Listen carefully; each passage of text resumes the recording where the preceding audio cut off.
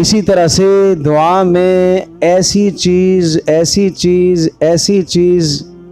محال چیز، ناممکن چیز، یا یوں سمجھ لیجئے جو بندوں سے مانگی جاتی ہے، اس قسم کی چیزیں نہیں۔ اللہ سے بڑی چیزیں مانگو، پر امید ہو کر اللہ سے مانگو۔ پتہ نہیں مجھے ملے گی یا نہیں ملے گی، دعا تو کر رہا ہوں، پتہ نہیں ملے، نہیں، غلط کیا، یقین کرو ملے گی۔